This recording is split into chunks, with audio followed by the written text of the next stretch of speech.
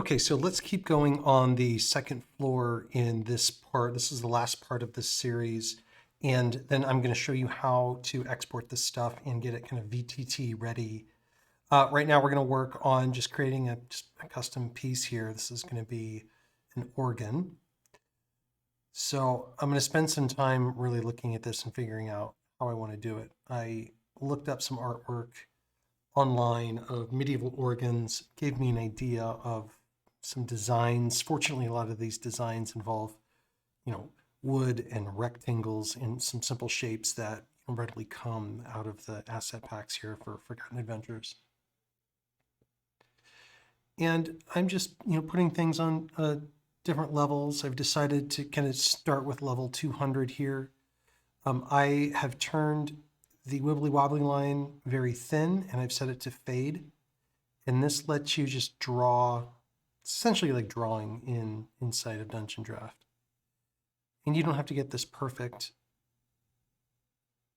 but this will be fairly convincing for somebody walking by.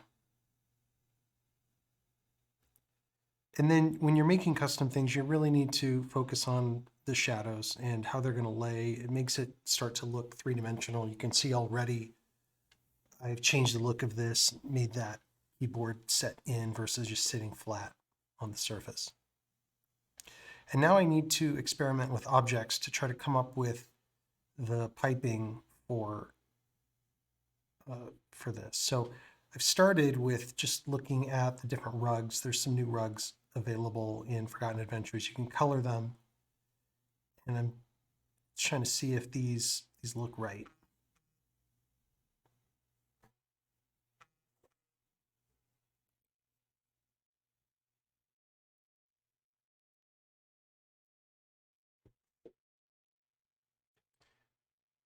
And I realized I've got another option. I've got this pot that has more of a metallic finish.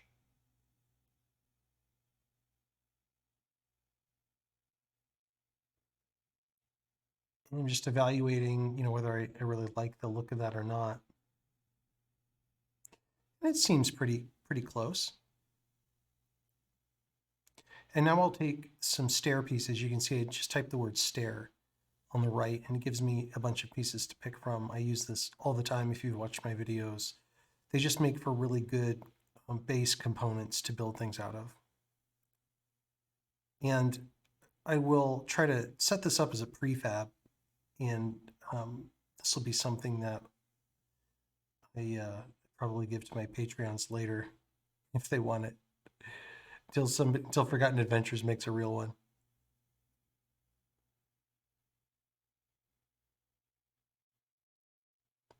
And now I'm having to adjust all of my layers to make things sit properly.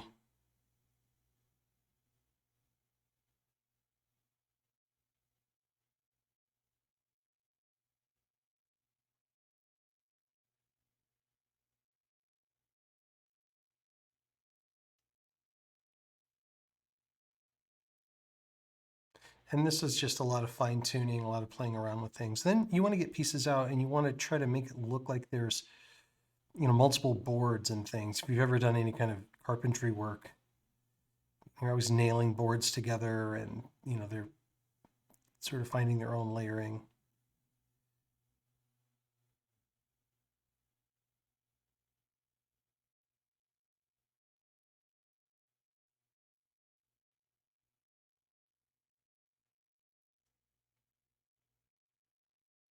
And these are just colored bottles that I plan on using for, there's a sort of or on these old organs, there's these kind of keys that you can press there on the wings. Again, you just have to look at these things with different eyes sometimes to figure out what you've got. This is pretty convincing. This is pretty close to, at least close enough for this purpose, for what that artwork was implying it looks like. And then again, more shadows. You just got to think about how these physical elements relate to each other.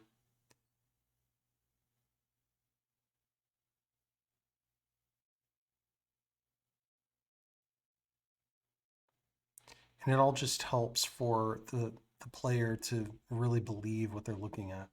That's a double shadow again, like I did down below. And then I figure like the light is going to be pouring in from the sanctuary into, you know, this area back here. So I'm going to make the shadows such that they look like they're, you know, it's casting some light backward.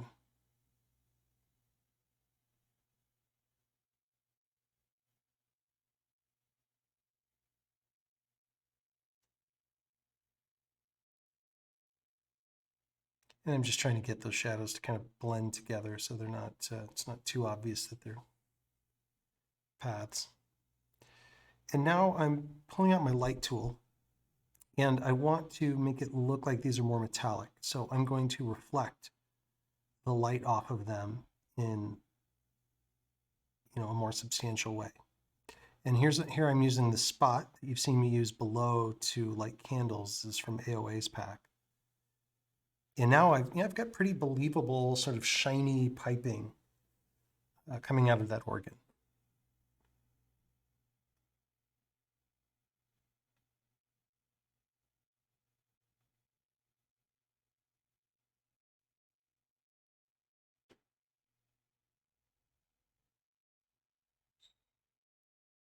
You remember in the last one that we put roofs over the hallways down below. So there's no way to access the other side of the church from this level without going down to the first level. You notice that I'm trying to put my staircases and my ladders on whole squares, or at least imagine that, you know, tokens are going to be moving through here. You don't want to accidentally put them into a half square somewhere.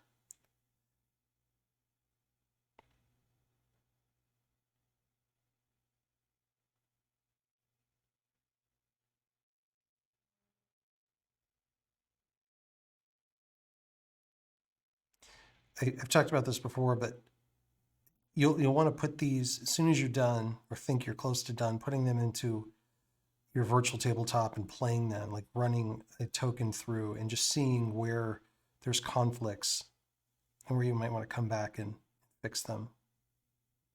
Here, instead of using the dressed beds, which just can look too dressed, frankly, I wanted this to look more like a bunkhouse where, you know, the church may be inviting weary travelers that, you know, they don't usually have people sleeping here. It's sort of ready for guests if guests should arrive. And I wanted these to be like a bunk. So if you've ever been in a bunkhouse like this, they kind of dress the beds this way. That's why I used all the pieces. And then you've got little ladders that you would theoretically climb up to the top bunk, and then of course there's a bottom bunk there. This is a great place if you have a cleric in your party and they can get access to the church for staying here instead of, you know, an inn. And I'm staying with a clean white decor because I'm going to do versions of this that are much darker, and these rooms won't be nearly as nice and aseptic as these are. And just playing around again with some of the lights from the new Forgotten Adventures pack.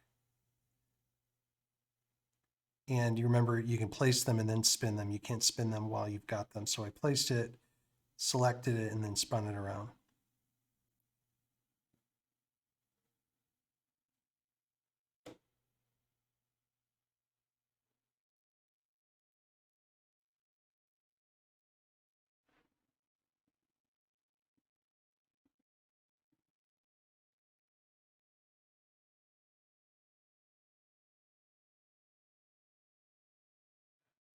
And I wanted to adjust this room just a little bit. You'll notice that I put the chairs in their own squares in case I do want to have NPCs occupy them. It looks weird if a chair is sitting in between squares or isn't sitting in a place that an NPC could sort of easily occupy.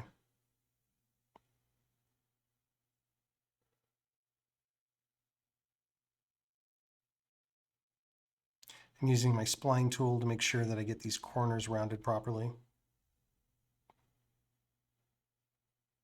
And then the shadow object under everything, just to create some drop shadow. But for the most part, I'm going to keep this open. I want to be able to have some movement through this church and in these spaces.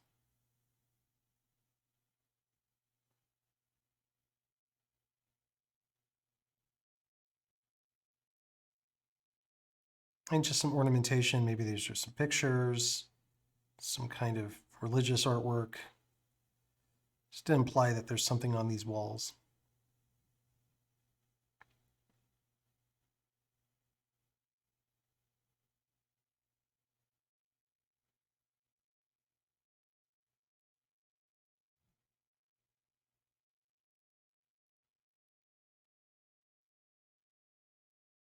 Really just evaluating the space, seeing what else could go in there. Now I've decided it's time to build the bell tower.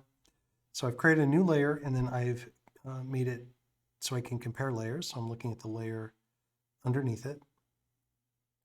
And I'm grabbing my custom hex codes that I've used elsewhere, just so I can easily change my motif later. And I will start just by tracing the outline of this layer out of the bell tower. And I'll just line things up.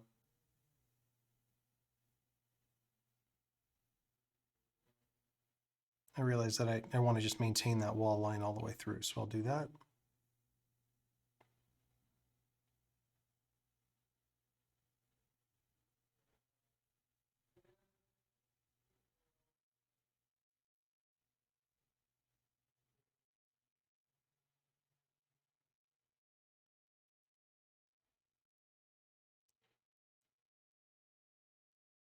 Right now I've got it seeing through to the bottom.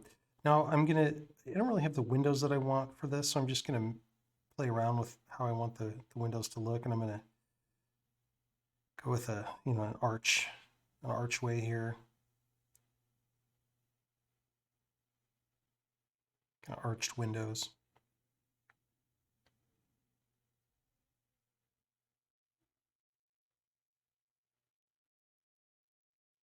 And now I've got to figure out how to make a bell. So I thought at first, I'm looking for things that are metallic. Maybe try putting some shields together and doing something in the middle of them, kind of make it all work. And then I thought maybe these mine carts would make for a decent bell.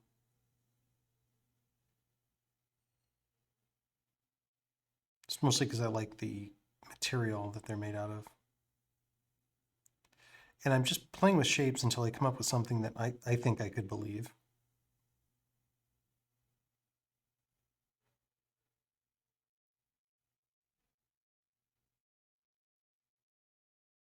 And I don't believe any of that. So I'm looking for the word metal, and I'm just looking for materials that I think could work.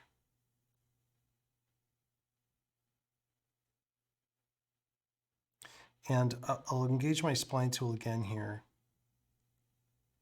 And I'm going to attempt to take this plain flat piece of metal and try to round it off.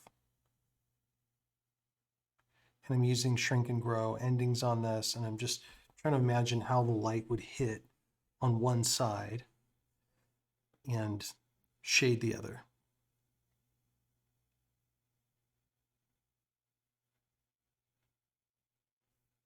And I mean, I don't hate it, right? You play around with this and it looks like, there's kind of a bell shape to it. Now I'm going to use some light, sort of lighten one side.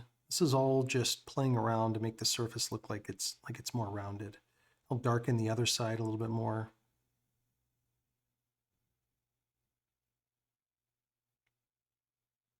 I'll put a drop shadow underneath it, show that it's sitting up off the ground.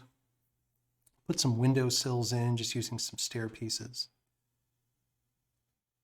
And when you finally get this into your VTT, your players will be able to see through that, and they'll know instantly those are windows.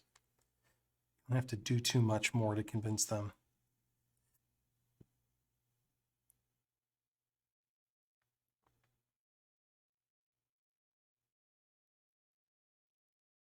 I'm using a smaller and darker line on top of the other one, a path, just to make that work. And then I'm just playing around with how I want this to work. Is this going to see through to the bottom level?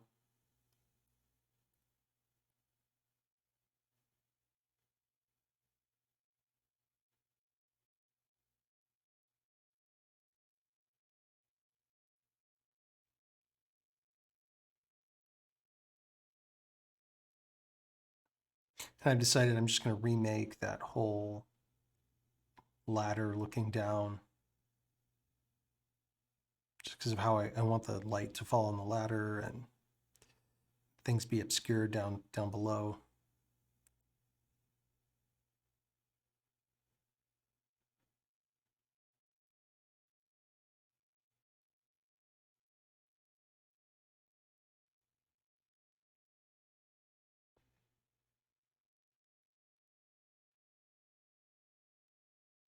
And this will make for a great room for some plot elements and things like that.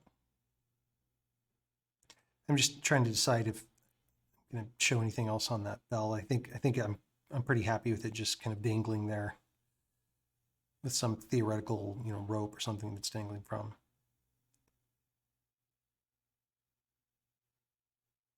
Just put some minimal dressing in here. I may want to put some device or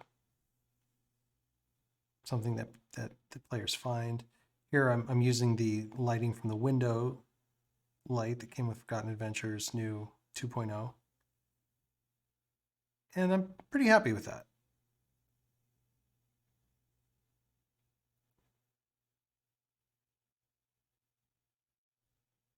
Here's my roof layer. And now I need to make a roof on top of the whole church. So this is the very topmost layer that I'll make.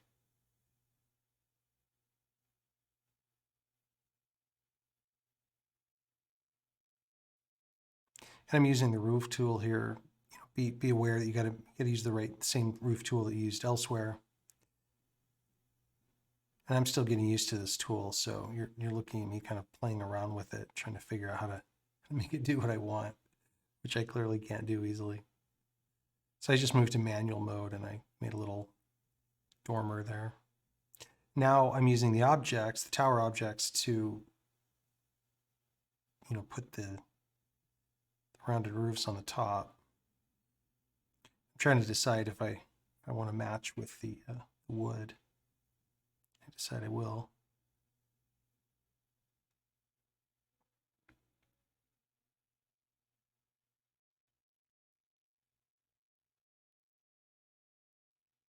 There's not really a good option to cover that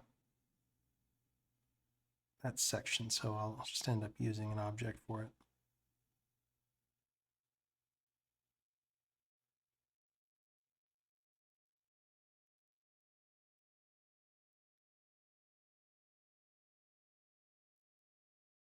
And here I'm actually going to increase my map size. So I just increased, or I'm working on increasing it. I went the wrong direction with that, but I'm going to change my map size.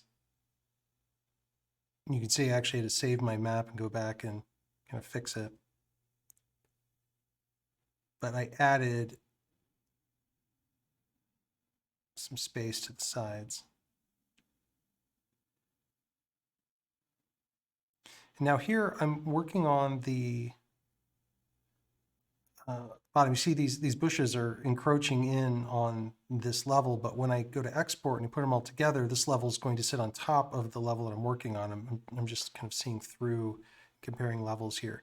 So all of the bushes that are encroaching on my building are going to be covered by the building when it comes time to make this all work.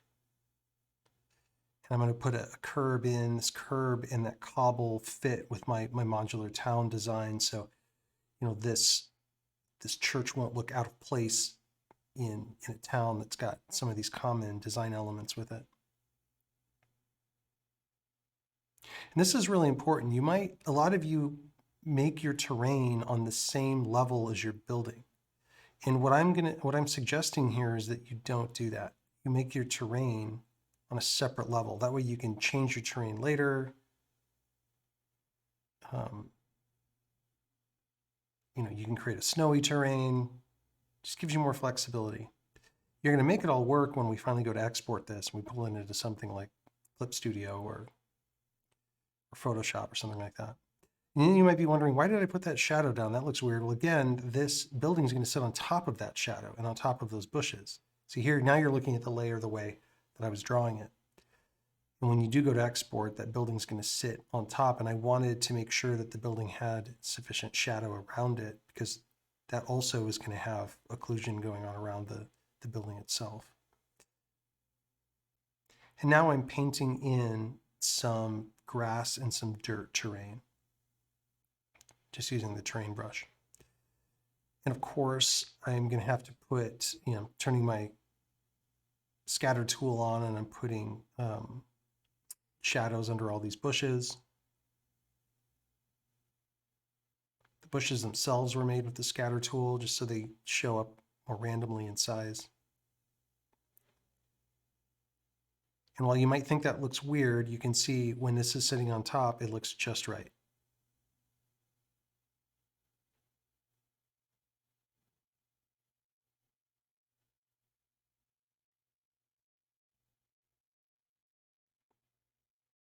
And then I'm going to experiment a little bit with the entryway.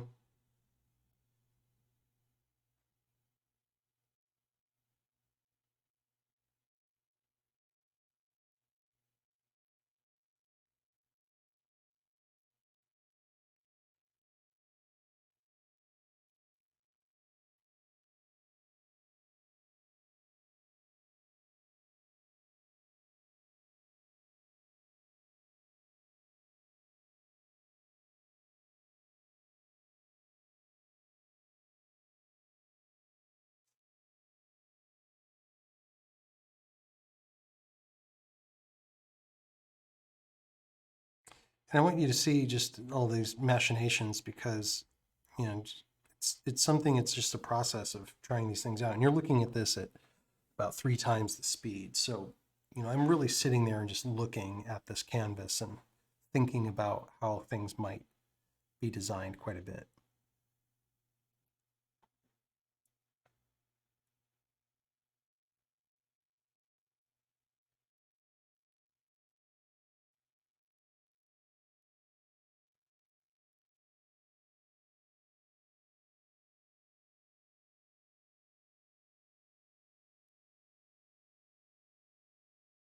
And that was just making a decision to cover that up so that when people see the images later, it'll make sense to them. It looks more like a pad that this sits on.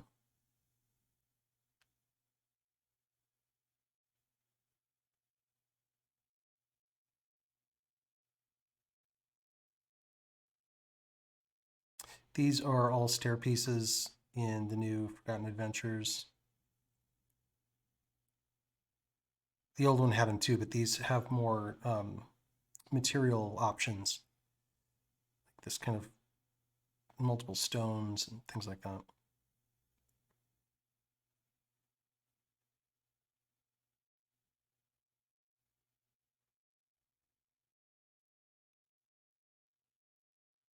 And that's starting to feel pretty good.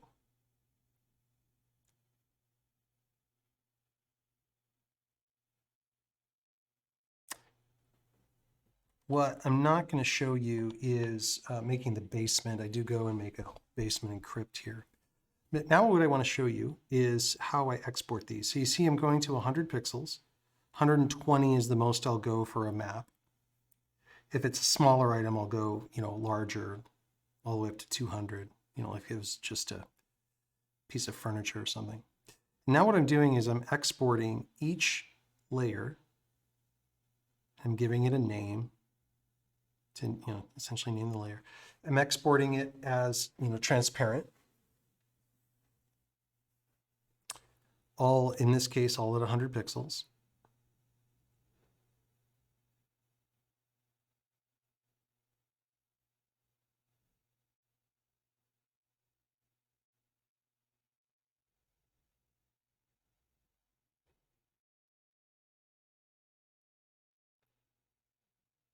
And what I'm going to do with these, this is PNG, by the way, just in case you're not following along.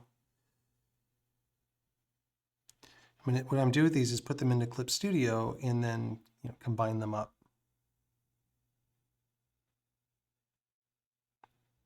And why I do this in layers is because there's maybe different ways I want to combine these. I may need to make composites. I need to make versions that can layer on top of each other inside the VTT, where I have roofs that disappear and things like that. So if I just export them in their original format, and I'm good. Now what I've done is I've imported all of them into Clip Studio. So you open up one and then you go to File, Import, and you import all your images. And then you put the images in the right order. So you see all those layers on the right? Those are all the images. Now I'm clicking and making those layers visible or invisible to make sure that I've got everything sitting on top of its previous layer properly. So I'm just shuffling things around until these are really set up.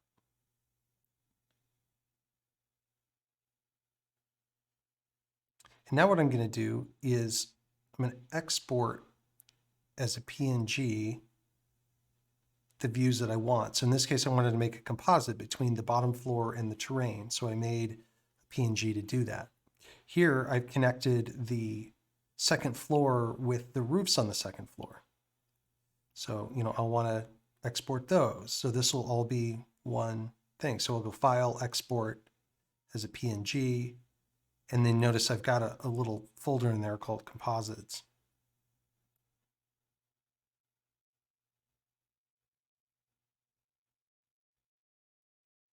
And here I can see that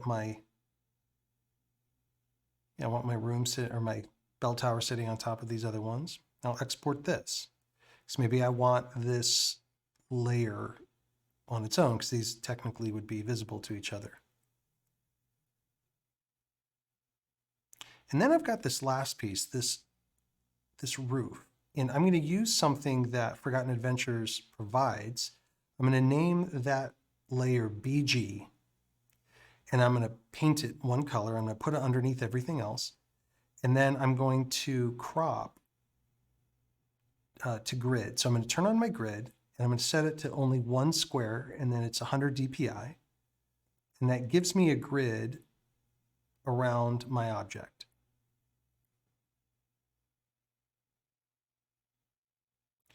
And then I'm going to select it. And I've got a hotkey assigned to an automated action that Forgotten Adventures built. Strixon built it. It makes it super convenient to take a piece of your map and just crop it and export it without having to crop your entire map and then Control Z out of it. So what I'm doing here is super important. I am putting everything into a particular folder, and I call my folder Shrinker. And it's in that folder that I have some PowerShell commands. And this uses Image Magic, which is mostly a command line image manipulating software. It's free. And you can create these PowerShell commands and you can execute them. And what they've done, and I've created different ones, I got these from different people on Discord, this one in particular will convert every PNG into a WEBP file.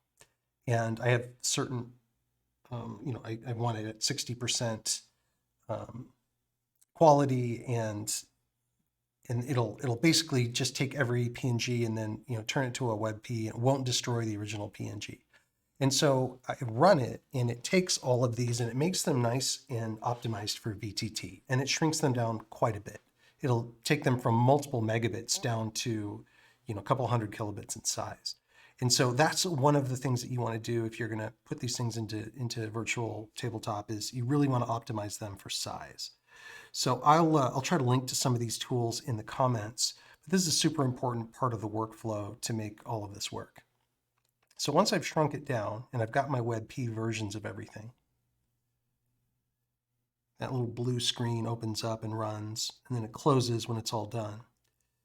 Then I'll go into Foundry. And it's inside Foundry that I'll now move these in. And I'll start to play around with how they might be stacked up. So this is my Foundry instance. I'll make a new scene called church. And then I will grab those, the base image, that first composite that I made, and I'll make that the background image of the church. So here we've got that image that I just exported in WEBP format. It's nice and small and optimized. And I have different ways I can lay this out now. I can make a multi-scene church, which is what I did when I deployed this. But for this, I'll just show you what they all look like stacked on top of each other. Of course, you need your DPI to match. So if I made these at 100 DPI, it needs to be 100 DPI as I drag them out of the tile tool. And here's all the rest of the pieces, all stacked up. And what I've done is I've turned on roofs module, and I've made these set at the roof layer. And now I can walk under them and they'll disappear. Of course, I have to put walls in and everything else, but this is how you get your tiles in and how you do things from here. So hopefully this was helpful to you guys. If you have questions on how I did some of this stuff, by all means, let me know, or better yet, come to my Discord. If you join my Patreon, I work with my Patreon community all the time on designs, and letting them know like how I do things and, giving design feedback and things like that. So if that sounds interesting to you, by all means, come on board and let's go design some maps together. Thanks so much. And yeah, and have fun making maps.